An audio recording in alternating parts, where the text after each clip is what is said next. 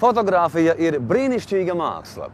Fotogrāfija spēj uztvert katru emocionālāko niansi, bet kārtīga fotosesija spēj iemūžināt patiesu prieku.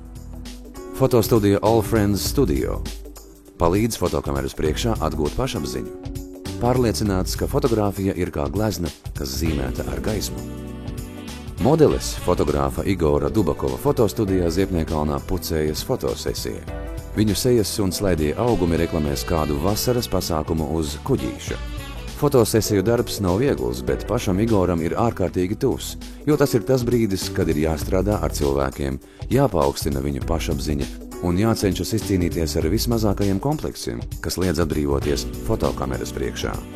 Visinteresantākais tas ir darbs ar cilvēkiem un redzēt un palīdzēt viņam atklāties, jo ļoti bieži nāk cilvēki bez idejām un viņi vienkārši grib skaistas bildes.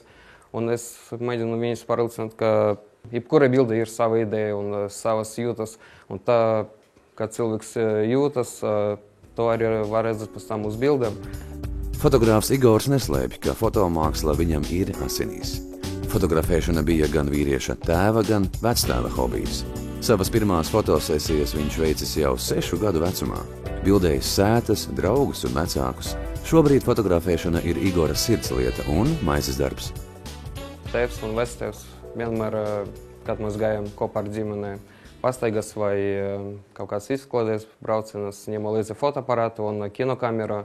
Un mēs kopā draudzīgi filmējamies un fotografējam viens otru. Un kopš bērnības tēvs mani sāc mācīt fotografēt un radīt, ka savas emocijas un jūtas var parādīt ne tikai ar skaistam vārdiem, bet arī skaistam bildēm. Fotostudijā Igors piepilda katra cilvēka fantāzijas. Neiespējams nav nekas, smaida fotogrāfs. Katrs cilvēks dvēselē ir mazliet mākslinieks un dažreiz grib sevi redzēt gan eņģeļa sparnus, gan ar zaķu ausīm vai kaut kādu skaistu boā. Jebkura pat vistrākākā ideja var realizēt uz studijas balta fona, jo ar pēcapstrādes palīdzību viņš var pārtopt par jebko. Igora fotostudija darbojas 1 gadu, bet tajā jau realizēti dažādi reklāmas projekti, tapušas bildes bukletiem, protams, bijušas arī individuālās fotosesijas. Igors ir pieprasīts fotomeistars pāru īpašajā dienā kāzās. Ģimenes tieši viņam uztic savu privāto fotogaleriju veidošanu. Fotogrāfa panākumi skaidrojami ar viņa mērķtiecību. Fotogrāfijas zinības viņš ieguvis pašmācības ceļā un, kā jau mākslinieks, viņš vairāk dara nekā runā. Tāpēc bilžu pasūtītāji vienmēr bijuši pārsteigti par rezultātu. Igors uz pasauli skatās citādākām fotogrāfa acīm, tāpēc viņa redzējums, kas atainots gala rezultātā bildē, vienmēr ir pārsteidzoši krāšņs, baudāms un emocionāls. Daži arī nāk un teica, ka vai studē vēl kāds fočēs, taču visam iPhones un ir spogulis un varu sevi nofočēt, priekš kam studē. Daži domā, ka tas ir jau pagaiši kaut kā.